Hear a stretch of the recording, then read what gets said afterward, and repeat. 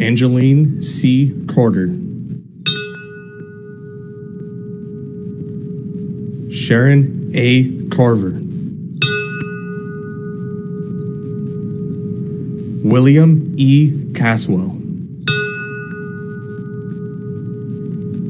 Sergeants First Class John J. Chada, United States Army, retired.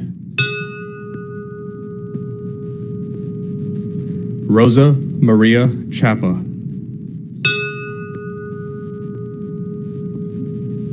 David M. Charleboy. Sarah M. Clark. Julian T. Cooper.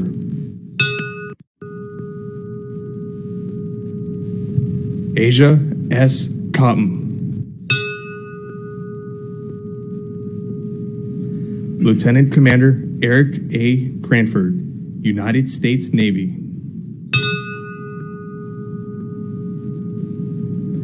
Ada M. Davis.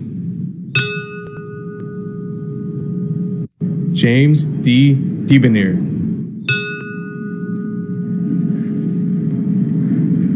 Captain Gerald F. DeCanto, United States Navy.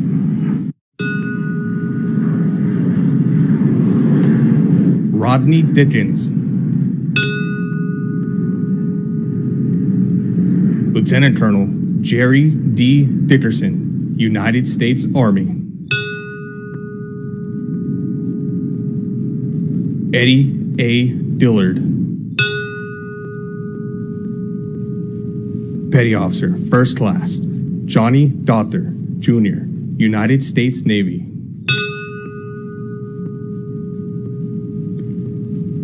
Captain Robert E. Dolan, Jr., United States Navy. Commander William H. Donovan, United States Navy.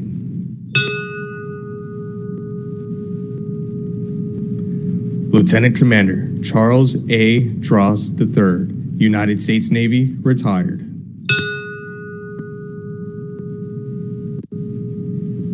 Commander Patrick Dunn, United States Navy. Petty Officer, First Class, Edward T. Earhart, United States Navy. Barbara G. Edwards.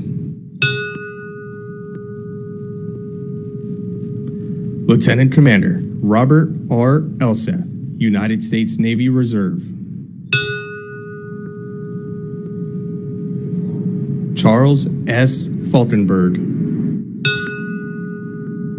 and his wife, Leslie A. Whittington,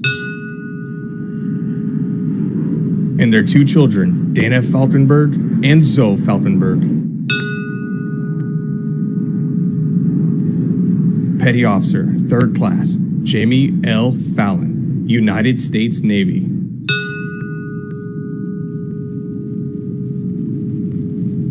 J. Joseph Ferguson. Amelia V. Fields.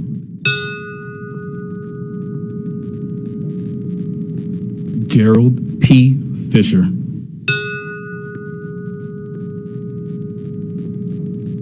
Darlene E. Flagg.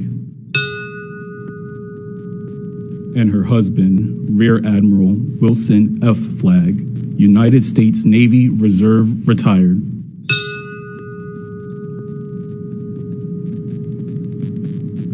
Petty Officer, Second Class, Matthew M. Flacco, United States Navy.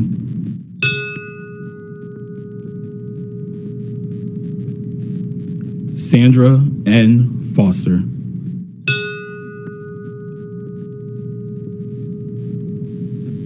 First Lieutenant Richard P. Gabriel, United States Marine Corps, retired.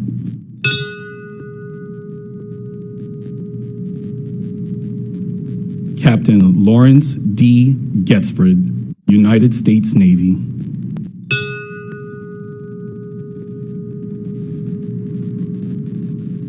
Cortez Gee.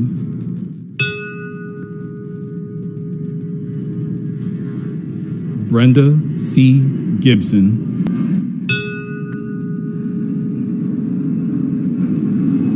Colonel Ronald F. Galinsky, United States Navy, United States Army, retired.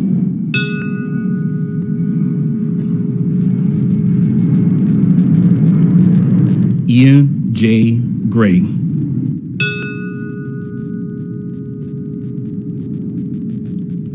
Diane Hale McKenzie.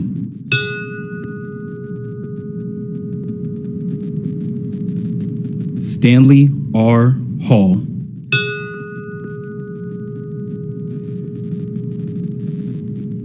Carolyn B. Hammond.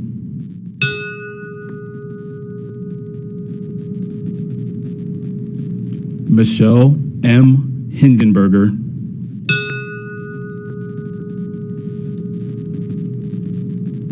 Sheila M. S. Hine.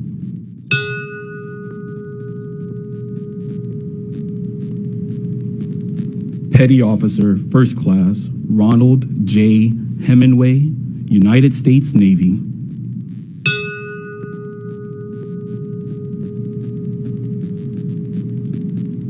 Major Wallace Cole Hogan, Jr., United States Army.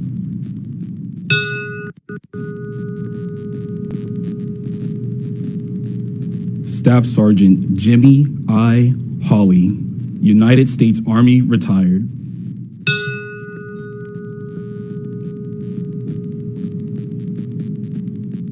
Angela M. Houts.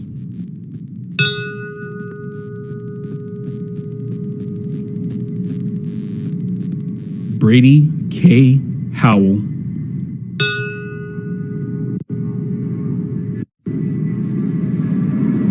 Peggy M. Hurt.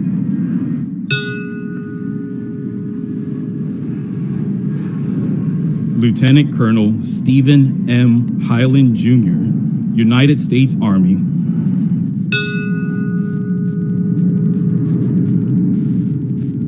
Lieutenant Colonel Robert J. Heimel, United States Air Force, retired.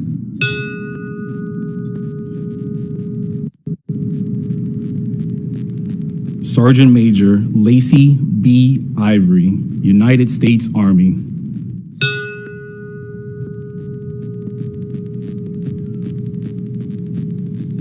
Brian C. Jack.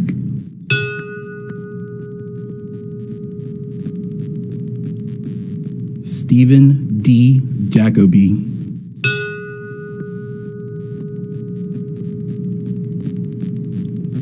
Lieutenant Colonel Dennis M. Johnson, United States Army.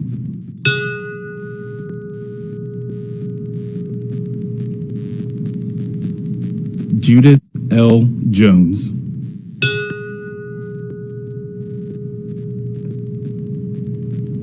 Ann C. Judge.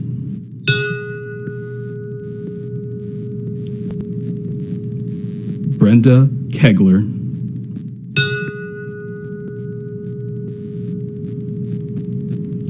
Chandler R. Keller.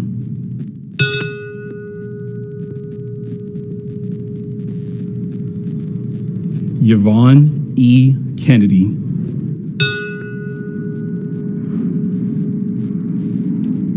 Norma Cruz Khan.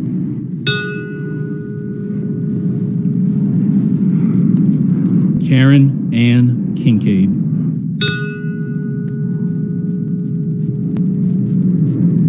Lieutenant Michael S. Lamanna, United States Navy.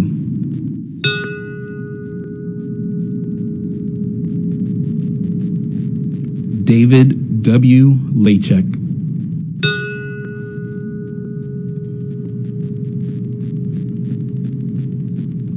Dong Chu Lee.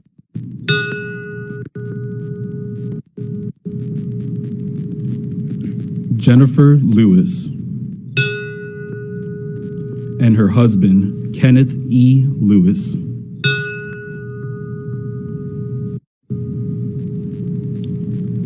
Samantha L. Lightborn Allen.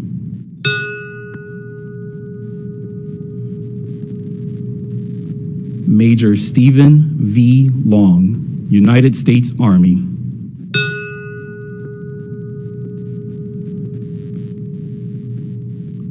James T. Lynch, Jr.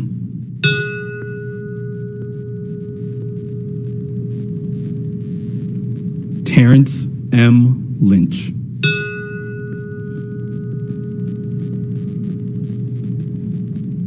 Petty Officer, Second Class, Nehaman Lyons IV, United States Navy.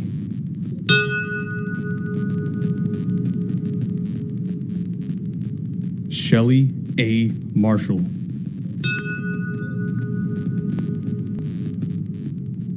Teresa M. Martin.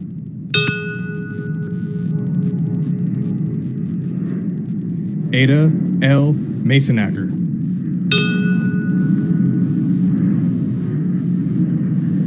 Lieutenant Colonel Dean E. Matson, United States Army. Lieutenant General Timothy J. Maud, United States Army.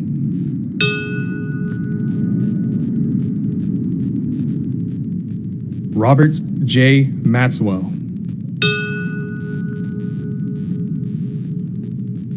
Renee A. May.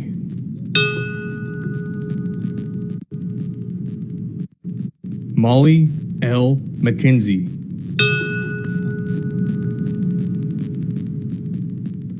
Dora Marie Manchaka.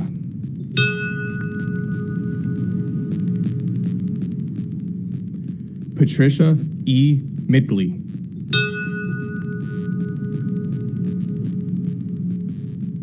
Major Ronald D. Milam, United States Army.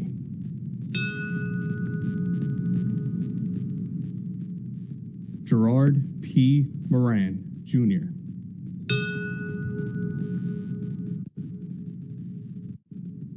Odessa V. Morris.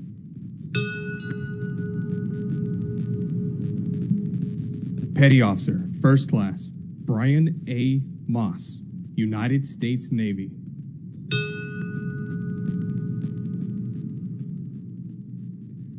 Teddington H. Moy.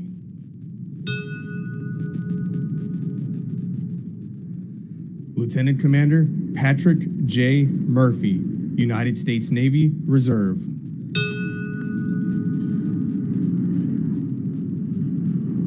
Christopher C. Newton. Con Nok Nguyen.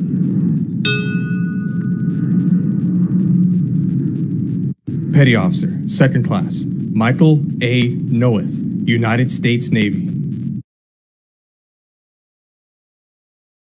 Hello folks, we're going to switch to the Charlie Kirk press conference and come back to this as well. This is a 9/11 ceremony. Thank you for tuning in. My name is Grant Smith-Ellis. The press conference was unexpected. It was just started, so I'm going to go ahead and bring that press conference up for you now, and we're going to take that press conference live. Suspect is suspect blended in well with the college.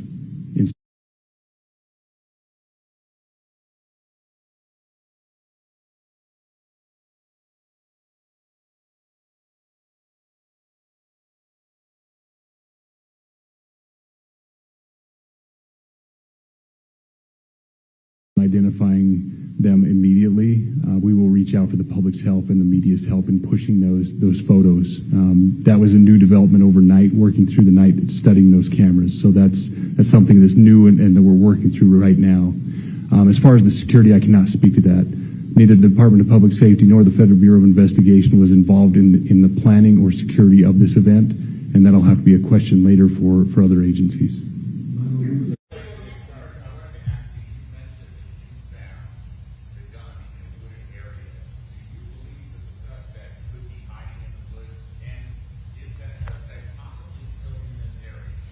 So that's a good question, and it's a question that goes to the safety of the community, right? No, not in those woods. We've walked through those woods and secured it. As to the community, I can tell you that this was a targeted event. We don't believe that the community is at risk.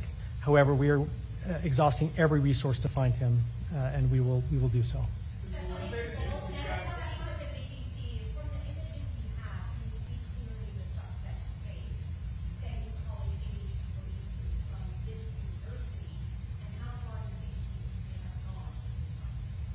So I can't comment specifically on his face or any details such as that, as it's continuing to be a part of the investigation, and again, we'll release that shortly.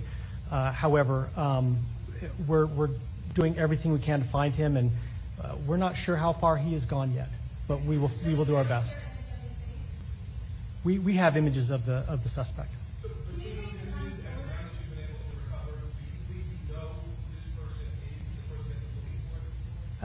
Again, as part of the investigation, we're not releasing any details such as that right now. We are exhausting all of our resources to be able to collect those, but that's, again, part of the investigation. Excuse me? We are working on that, but again, part of the investigation that I can't release.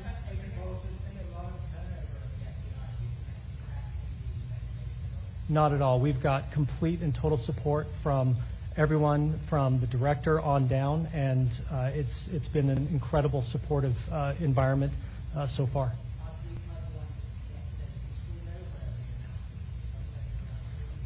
All I can say is that we're working the investigation the best we have with the environment we're given. So thank you.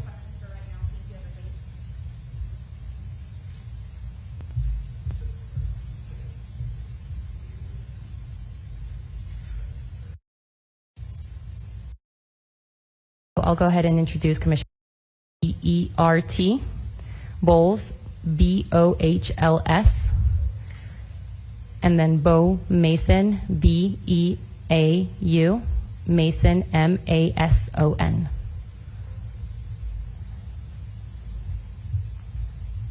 Everybody got that? Perfect. Hi, everyone. My name is Hillary Kellner. I'm the Communications Director for the Utah Department of Public Safety. Today, we will have two speakers, one representing the state of Utah and one representing our federal agencies. They will be providing some updates as well as a recap of what happened here at Utah Valley University yesterday.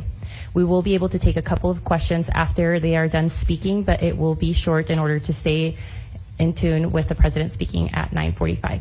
So I'll go ahead and introduce Commissioner Bo Mason.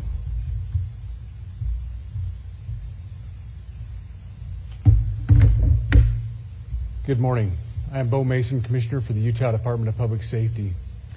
I'd be remiss if we didn't start off today and recognize the significance of the day. Historically, on 9/11, law enforcement has come together as a group to recognize and honor those that sacrificed to preserve the ideals of this country, the freedoms of this country. And instead, we find ourselves today hunting a murderer who chose to violate our rights, the rights of an individual within this country. Just to recap yesterday's events, at around 12:20 p.m., political influencer Charlie Kirk was at Utah Valley University participating in a student-sponsored event with Turning Point USA. Charlie was shot at that event. He was transported to a local hospital where he later passed. Last night, his body was moved to the state office of the medical examiner. We will continue to facilitate movements to get him home today and with his family. Yesterday, during the investigative process, we located a couple of persons of interest. We interviewed those individuals, and after releasing them and after clearing them of being suspects, they face scrutiny, they face threats. We asked the public to be patient with the investigative process. These individuals were not suspects, they were people of interest. We ask that you do not impose into those people and that investigative process. They don't deserve that harassment for being subject to that. I'd like to thank all the investigators that are involved in this. They have worked around the clock. All day yesterday, through the night last night, investigators from the State Bureau of Investigations, from county, from city agencies, the university, our federal partners with the FBI, the ATF, and many others. Those are just a few of the people that we have involved in this. I'd like to thank all of them for their strong work. Through all that work last night, we were able to make a few breakthroughs. We were able to track the movements of the shooter. Starting at 11:52 a.m., this subject arrived on campus, shortly away from campus. We have tracked his movements onto the campus, through the stairwells, up to the roof, across the roof to a shooting location. After the shooting, we were able to track his movements as he moved to the other side of the building, jumped off of the building, and fled off of the campus and into a neighborhood.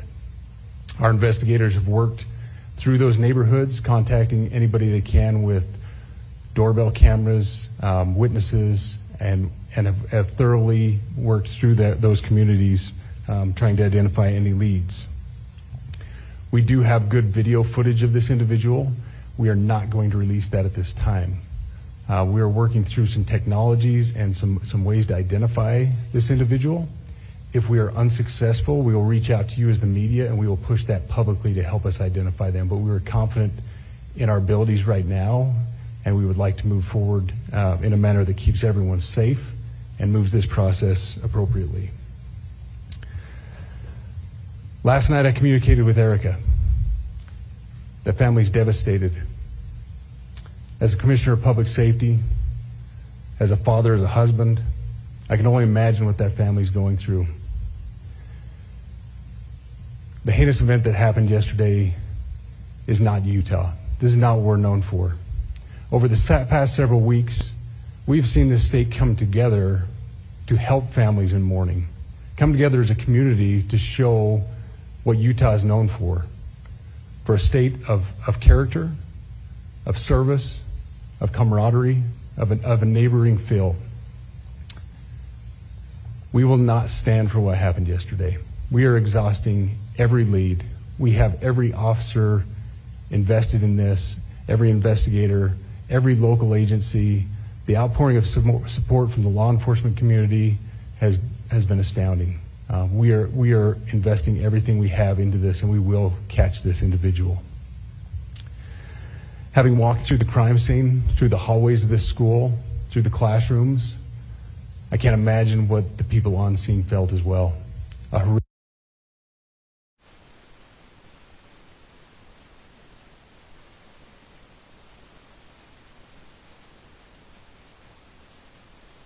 Commissioner for the Utah Department of Public Safety. I'd be remiss if we didn't start off today and recognize the significance of the day. Historically on 9/11, law enforcement has come together as a group to recognize and honor those that sacrificed to preserve the ideals of this country, the freedoms of this country. And instead we find ourselves today hunting a murderer who chose to violate our rights, the rights of an individual within this country. Just to recap yesterday's events, at around 12:20 p.m., political influencer Charlie Kirk was at Utah Valley University participating in a student-sponsored event with Turning Point USA.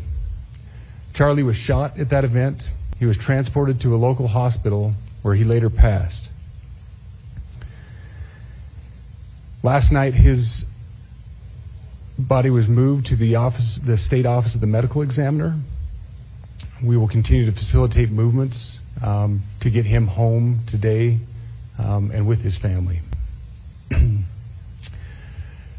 Yesterday, during the investigative process, we located a couple of persons of interest. We interviewed those individuals, and after releasing them and after clearing them of being suspects, they face scrutiny, they face threats. We asked the public to be patient with the investigative process. These individuals were not suspects, they were people of interest. We ask that you do not impose into those people and that investigative process. They don't deserve that harassment for being subject to that. I'd like to thank all the investigators that are involved in this. They have worked around the clock. All day yesterday, through the night last night, investigators from the State Bureau of Investigations, from county, from city agencies, the university, our federal partners with the FBI, the ATF, and many others. Those are just a few of the people that we have involved in this. I'd like to thank all of them for their strong work. Through all that work last night, we were able to make a few breakthroughs. We were able to track the movements of the shooter.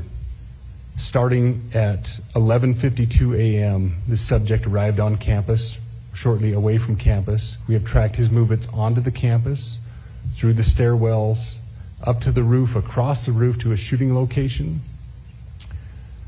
After the shooting, we were able to track his movements as he moved to the other side of the building, jumped off of the building, and fled off of the campus and into a neighborhood. Our investigators have worked through those neighborhoods, contacting anybody they can with doorbell cameras, witnesses, and have thoroughly worked through those communities, trying to identify any leads. We do have good video footage of this individual. We are not going to release that at this time. We are working through some technologies and some ways to identify this individual. If we are unsuccessful, we will reach out to you as the media and we will push that publicly to help us identify them. But we are confident in our abilities right now, and we would like to move forward in a manner that keeps everyone safe and moves this process appropriately. Last night I communicated with Erica. That family's devastated. As a commissioner of public safety, as a father, as a husband, I can only imagine what that family's going through. The heinous event that happened yesterday is not Utah. This is not what we're known for. Over the past several weeks, we've seen this state come together to help families in mourning, come together as a community to show what Utah is known for a state of character, of service, of camaraderie, of a neighboring feel. We will not stand for what happened yesterday. We are exhausting every lead. We have every officer invested in this, every investigator, every local agency. The outpouring of support from the law enforcement community has been astounding. We are investing everything we have into this, and we will catch this individual. Having walked through the crime scene, through the hallways of this school, through the classrooms, I can't imagine what the people on scene felt as well. A horrific event where some of them barricaded in classrooms, some of them ran in fear. Can't overstate the tragedy and the horrific event that yesterday was, and how we will work to bring to justice the actions of one individual or any other individuals that assisted in that. Our state has gone through a lot, and we will come out successful. With that, I'll turn the time over to Special Agent Bowles in charge.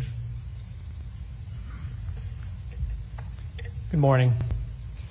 My name is Robert Bowles, and I am the Special Agent in charge of the Salt Lake Field Office. Following yesterday's tragic shooting of Charlie Kirk, FBI agents have been working around the clock in coordination with our law enforcement partners. We are and will continue to work nonstop until we find the person that has committed this heinous crime and find out why they did it. This morning I can tell you that we have recovered what we believe is the weapon that was used in yesterday's shooting. It is a high-powered bolt-action rifle. That rifle was recovered in a wooded area where the shooter had fled. The FBI laboratory will be analyzing this weapon. Investigators have also collected footwear impression, a palm print, and forearm imprints for analysis. Now, I understand there are a lot of questions about motive.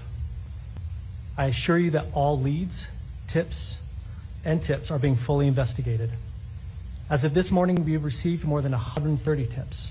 We thank the community for that. The FBI has brought every resource to bear. and we will continue to do so throughout the course of this investigation. The FBI's mission is to protect the American people. It's to uphold the Constitution of the United States. Any attack on the First Amendment is an attack on the very foundation of our democracy. That is why we will relentlessly pursue this case and the shooter until we find him. We also continue to grieve with the family and the community. It's our community. If you have any video or images from the shooting, we ask you to please submit them to our digital media tip website at www.fbi.gov/Utah Valley Shooting. You can also call the FBI at 1-800-CALL-FBI. We truly rely on the public's help in these types of cases, and no tip is too small or insignificant. Thank you.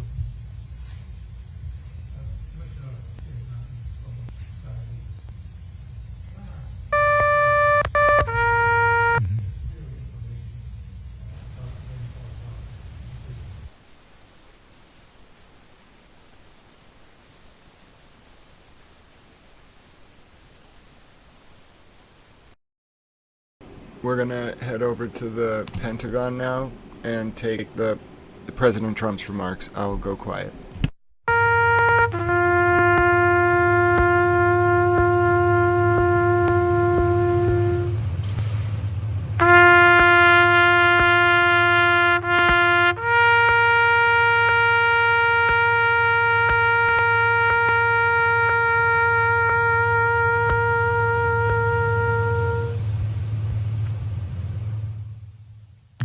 Ladies and gentlemen, please be seated.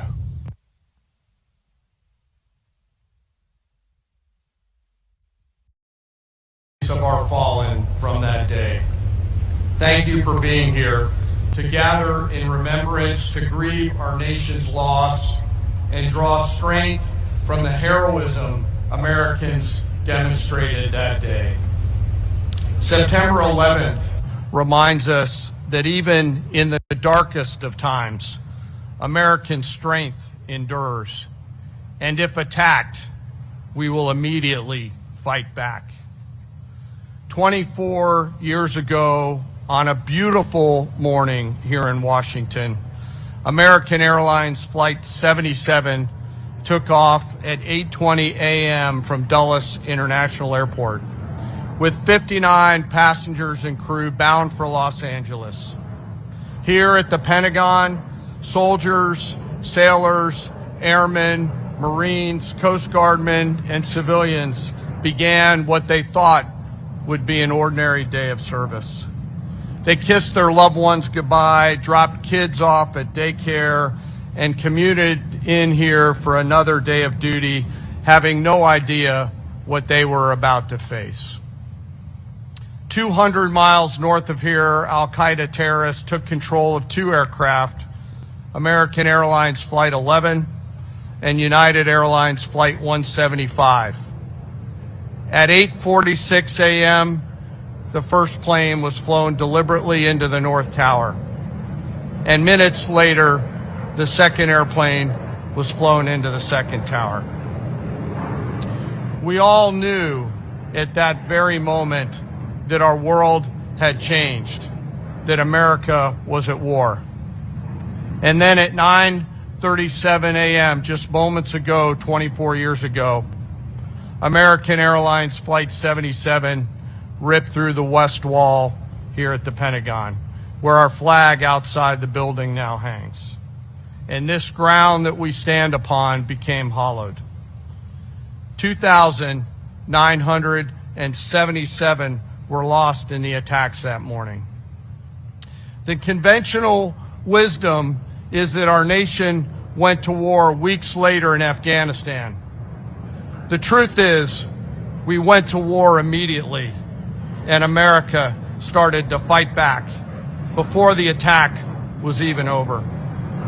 In New York City, firefighters, police officers, paramedics, first responders, and everyday citizens charged into towers, climbing hundreds and hundreds of flights of stairs to rescue their fellow Americans. And right here in this courtyard at the Pentagon, as flames filled the corridors and smoke followed, service members and civilians went into that flame to save their fellow teammates. They covered their faces with t-shirts rolled in water to shield their skin and pushed through the fire and rubble. They carried the wounded out and they went back in again and again and again and again until others had to stop them from going back. And even as this building burned, the Pentagon never shut down. Survivors organized and thousands went to work to defend our nation. And there were 40 first responders on United Airlines Flight 93. 40 heroes who, unlike us who wear the cloth of our nation, never took an oath to protect and defend our nation. They just got on an airplane. And knowing full well what was happening, they found the courage and commitment to run forward in that airplane, sacrificing themselves over the fields of Pennsylvania to save Americans that they would never meet and never know. And I, for one, think of them every day and the gift of courage that they gave my squadron mates and I on that day. So as we come here together, let us reflect and let us never forget. Let us never forget the families who've shown us what true courage looks like as they continue to persevere through the years after. And let us all be inspired by the determination of those brave heroes who showed us that day what America is all about. And let anybody who ever considers attacking the United States remember those examples as well, and the great American warrior spirit that was shown that day. Thank you very much. And now it's my distinct honor to introduce our nation's Secretary of War. May we never forget our fallen. May we never forget our deployed. Ladies and gentlemen, the Secretary of War, the Honorable Pete Hegseth.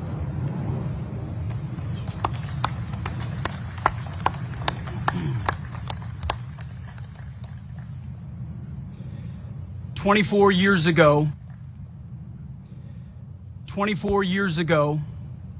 Islamist terrorists massacred nearly 3,000 innocent American lives in New York City, Shanksville, Pennsylvania, and right here at the Pentagon. The building you see behind me, the War Department, was targeted in an act of savage evil.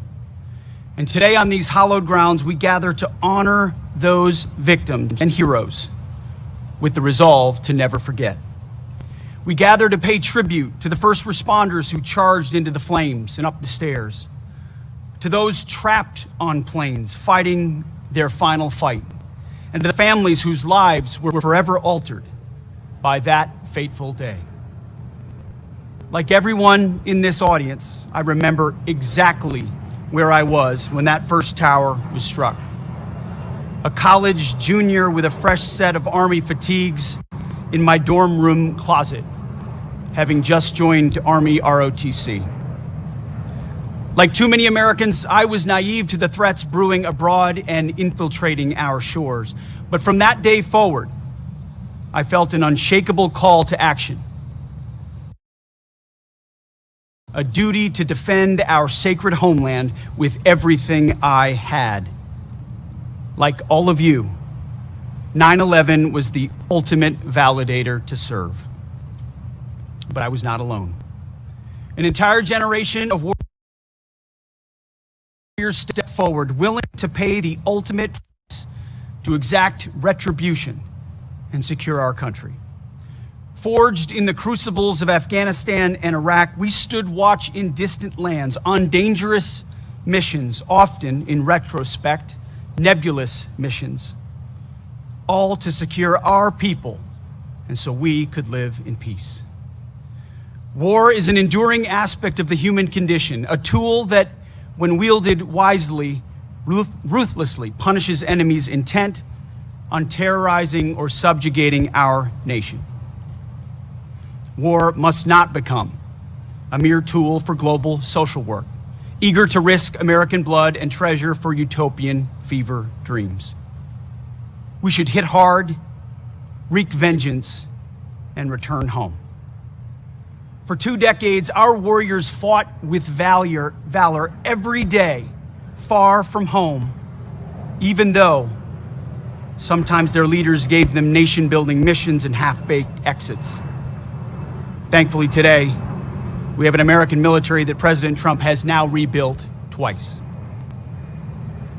Yet despite the weight of history, the Department of War will always honor the service of our warriors and all they left behind, never straying from the warrior ethos they and those on 9/11 embodied and deserve. We best honor their memory and the memory of 9/11 by learning the correct lessons of that day and the decades of courage that followed. Full hearts, clear eyes. To every member of our War Department, past and present, you are the best, the real elite, the real 1% of this nation. Standing here today, we honor those 184 rings of the bell, souls lost at the Pentagon and on Flight 77. Even as first responders were grossly outnumbered by the wounded, many ran toward the chaos, cared for the injured, and comforted the dying. It was bedlam. But in that moment, American heroism was laid bare. That purpose, that spirit lives on in uniform today. Despite such tragedies, our republic endured. It endured that day. It endured on Flight 93, charging that cockpit, and at the Pentagon. It endured over those Islamists. It endured over 2 decades of war, and it endured stronger, wiser, and tougher, forged by the blood and courage of patriots. Our job now is to ensure that future generations inherit a strong and vigilant America. 9/11 is vivid for me and all of you, but it will soon live only in the history books for our youngest. We must teach our children that the price of freedom we love is eternal vigilance. Instill in them the importance of upholding America's Constitution, holding tight to our freedom and our faith, and relentlessly pursuing our enemies. Prepare them to defend this nation by the ballot, the wallet, and when necessary, the cloth of our country, because the world remains a viper's nest. It requires us. As I speak, hostile elements plot to curb our power and slaughter our people in our homeland, in our hemisphere, and halfway around the globe. Not everyone needs to wear a uniform, but some of us do. That is our profession and our promise to this nation. In closing, a reading from Scripture, Romans chapter 5, verses 3 through 4. We rejoice in our sufferings, knowing that suffering produces endurance, endurance produces character, and character produces hope. On this day, 24 years ago, we suffered. In the years since, we have endured. Our service and sacrifice have forged our character, and today we stand in hope for the future of our great nation. The young soldiers who take the oath give me hope. The young cops who wear the badge give me hope. The young firefighters who answer the call give me hope. The young agents who patrol our border give me hope. The life, example, and even death of Christ follower and American patriot Charlie Kirk give me hope. Sheer courage, no matter the arena. Charlie, we love you. We know that you have heard the Lord's words. Well done, good and faithful servant. Full heart, clear eyes. Like those on 9/11, he will never be forgotten. So I thank God for all of you and all of our fighters from that day to today and beyond. May God bless our warriors as they ruthlessly seek our enemies on behalf of the fellow citizens they love. We owe you and all of those who witnessed 9/11 nothing less. It is now my great honor to introduce to you our Commander-in-Chief, President Donald J. Trump.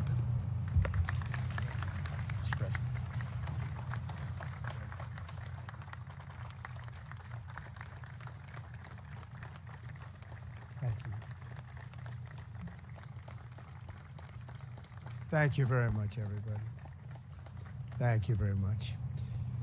Before we begin, let me express the horror and grief so many Americans at the heinous assassination of Charlie Kirk have felt. Charlie was a giant of his generation, a champion of liberty, and an inspiration to millions and millions of people. Our prayers are with his wonderful wife, Eric, and his beautiful children. Fantastic people they are. We miss him greatly, yet I have no doubt that Charlie's voice and the courage he put into the hearts of countless people, especially young people, will live on. I'm pleased to announce that I will soon be awarding Charlie Kirk posthumously the Presidential Medal of Freedom. The date of the ceremony will be announced, and I can only guarantee you one thing, that we will have a very big crowd. Very, very big. Thank you, my fellow Americans. 84 years ago this morning, the banks of the Potomac were filled with the clamor of construction workers who broke ground on the building now known as the Pentagon on September 11th, 1941. At the time, it was the biggest building ever built. From that moment forward, this structure stood as a monument to American strength, power, and cherished American freedom. Exactly 6 decades later, on September 11th, 2001, those same walls, built with the sweat and muscle, blood of our parents and grandparents, were scarred by flame and shaken by terror as our country came face to face with pure evil. On that fateful day, savage monsters attacked the very symbols of our civilization. Yet here in Virginia and in New York and in the skies over Pennsylvania, Americans did not hesitate. They stood on their feet and they showed the world that we will never yield, we will never bend, we will never give up, and our great American flag will never, ever fail. That terrible morning 24 years ago, time itself stood still. The laughter of school children fell silent. The rush of our traffic came to an absolute halt. And for 2,977 innocent souls and their families, the entire world came crashing down so suddenly. In the quarter of a century since those acts of mass murder, 9/11 family members have felt the weight of missed birthdays and empty bedrooms, journals left unfinished, and dreams left unfulfilled.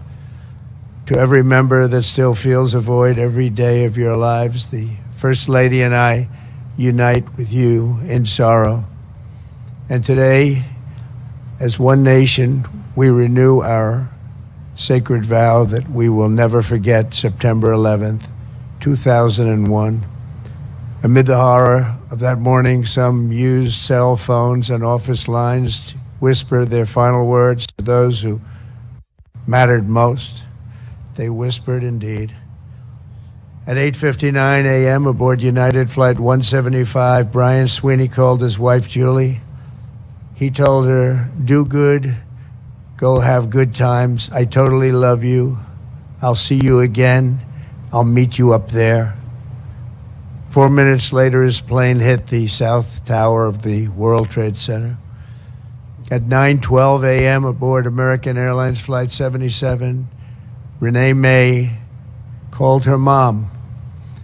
Just the day before, Renee had learned that she was 7 weeks pregnant, but she never got the chance to share the news.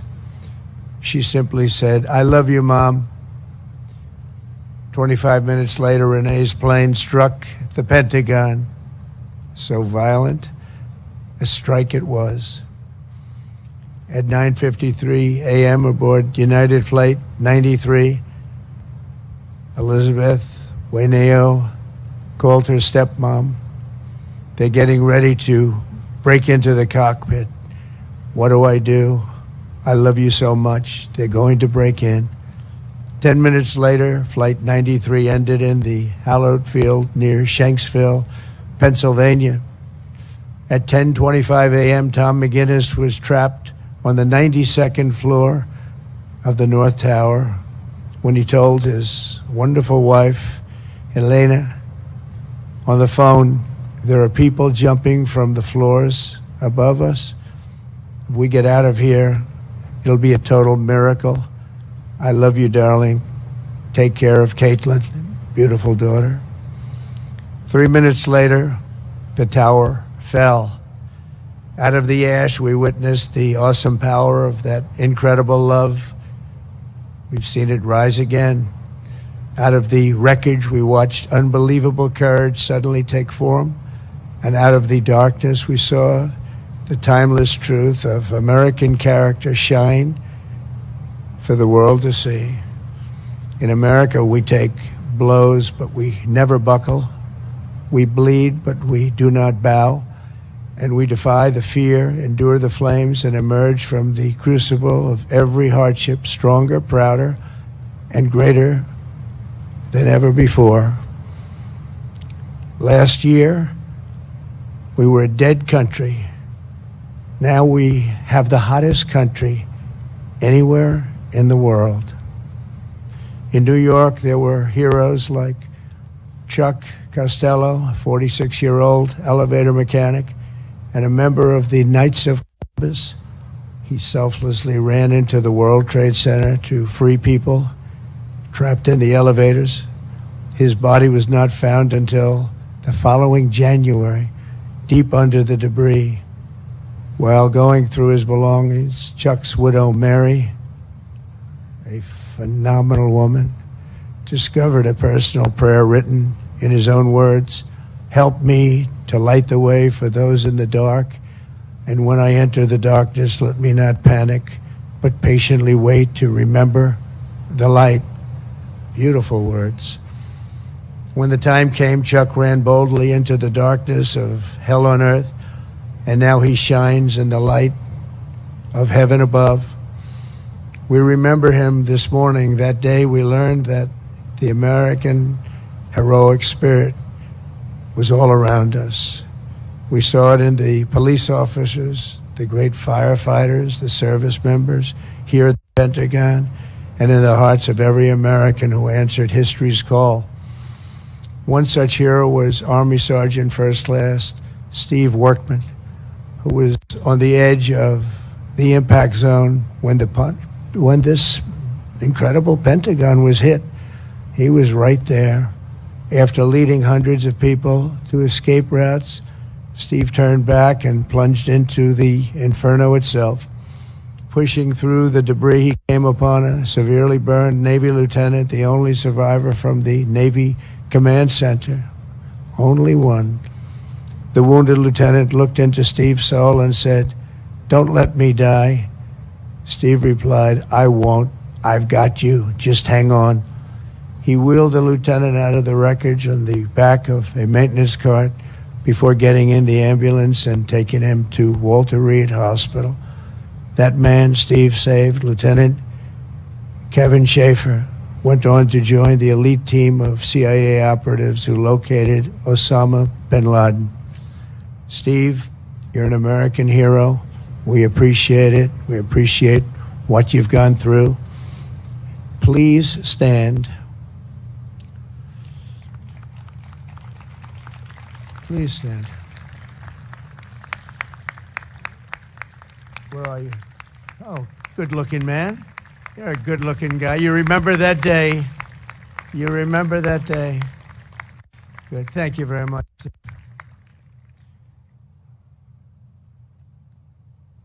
That was something. That was something. In the years that followed, America's warriors avenged our fallen and sent an unmistakable message to every enemy around the world. If you attack the United States of America, we will hunt you down and we will find you. Go all over this sometimes magnificent earth. We will crush you without mercy and we will triumph without question. That's why we named the former Department of Defense the Department of War. It will be different. We won the First World War. We won the Second World War. We won everything before that and in between. And then we decided to change the name. Well, now we have it back to where we all want it. Everybody wanted it. Everybody is so happy to have it back. You will fail and America will win, win, win. The enemy will always fail. 24 years have passed since that Tuesday morning in September, and an entire generation of Americans have come of age in a totally different world. While they cannot remember the agony of that day, they are carrying on the legacy of those who lost. Around 8:30 a.m. on the morning of the attacks, Army Lieutenant Colonel Kip Taylor sent an email to his friends and family describing the joys of fatherhood and his excitement for the upcoming birth of his unborn son. He wrote, after you have kids, there are days that you just get going and you say, "Hi, honey, I'm home." What we do until that moment pales in comparison, but just that little statement, "Hi, honey," so American, so beautiful. But that's really the point of it all, isn't it?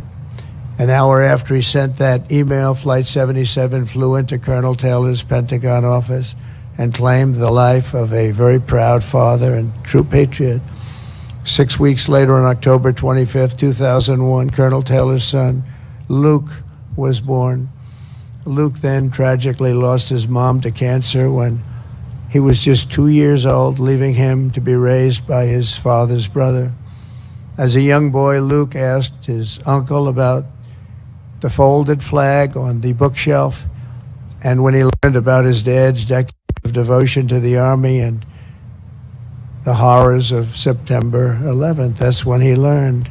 Luke carried that memory with him and joined the ROTC as a college freshman. He graduated just last year, and I'm pleased to say he is with us today as a second lieutenant and doing very well. He's rising quickly in the infantry, preparing for Army Ranger School. He's spitting image of his dad. They say, Luke says that every time he puts on a uniform, he feels connected to his father and to our country. But it was a father he never knew. Luke, your parents are together in heaven, and they could not be prouder of the man that they have produced. They produced you. Those two great people produced you. Luke, please stand.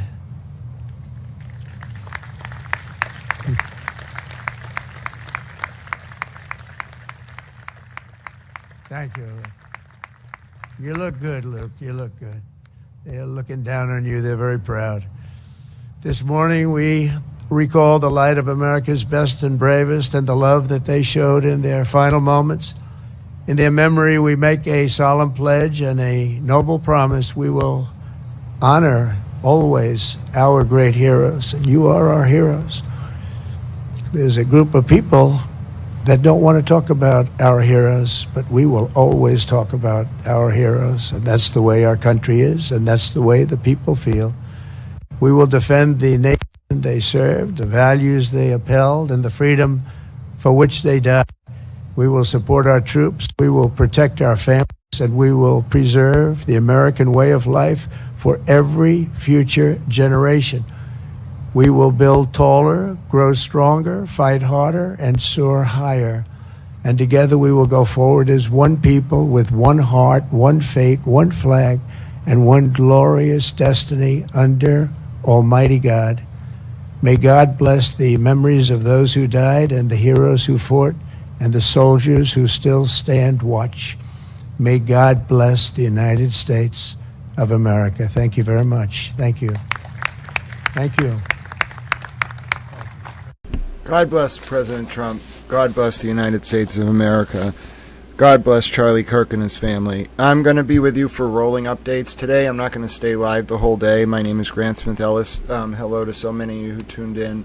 Peggy, Ange, Elway, Marianne, Rhonda, Solo, my dear friend.